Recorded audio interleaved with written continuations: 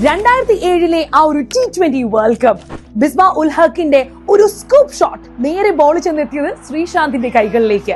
അന്ന് ഇർഫാൻ പത്താൻ പറഞ്ഞ പോലെ ആ ഒരു ബോൾ മാത്രമല്ല കൈകളിലേക്ക് എത്തിയത്, ഒരു വേൾഡ് കപ്പ് തന്നെയാണ്.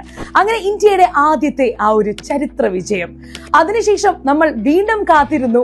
അതെ, ഡെക്കേഡുകൾക്കിപ്പുറം ഏകദേശം 2024 അവസാനം കോഹ്ലിയും രോഹിത്തും ഇറങ്ങിയപ്പോൾ ആ ഒരു വലിയ കിരീടം നമ്മളുടെ കൈകളിലേക്ക് വീണ്ടും എത്തി. പക്ഷെ ഇതിനിടയിൽ ഒരുപാട് മാച്ചസ് നമുക്ക് ഏറ്റവും പ്രിയപ്പെട്ട മൊമെന്റ്സ് ഉണ്ടായിട്ടുണ്ട് ഈ ഒരു T20 വേൾഡ് കപ്പില്.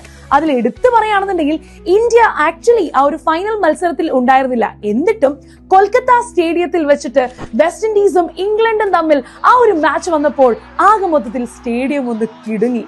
കാരണം എന്താ, ബ്രാത്ത് വെയ്റ്റിന്റെ ആ ഒരു ലാസ്റ്റ് ബാക്ക് ടു ബാക്ക് 6 അതൊരിക്കലും മറക്കാൻ പറ്റില്ല. ഫൈനൽ മാച്ച് അല്ലെങ്കിൽ പോലും ആ ഒരു ഇന്ത്യ പാകിസ്ഥാൻ മാച്ചിലെ കോഹ്ലിയുടെ പെർഫോമൻസ്, അതെ, നിങ്ങൾ കണ്ടിരുന്ന ആ ഒരു കോഹ്ലി ഹാർദിക് പാണ്ഡ്യ ആ ഒരു പാർട്ണർഷിപ്പ്, അന്ന് എല്ലാവരും ലോകമെമ്പാടുമുള്ളവർ ഒരുപോലെ പറഞ്ഞു ആ ഒരു പാർട്ണർഷിപ്പ് കോഹ്ലി എന്ന് പറയുന്ന ഒരു വ്യക്തി കാരണമാണ് അന്നത്തെ ആ മാച്ച് ജയിച്ചതെന്ന്.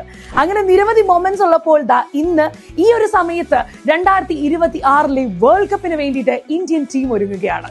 2024 ശേഷം 41 T20 മാച്ചസ് കളിച്ചതിൽ 6 മാത്രമാണ് ഇന്ത്യ തോറ്റിട്ടുള്ളത്. അപ്പൊ ലോകമെമ്പാടുമുള്ള ക്രിക്കറ്റ് ഫാൻസ് T20 വേൾഡ് കപ്പിനെ വെൽക്കം ചെയ്യുമ്പോൾ നിങ്ങളുടെ favourite moment of T20 world cup comment ചെയ്യാൻ മറക്കണ്ട.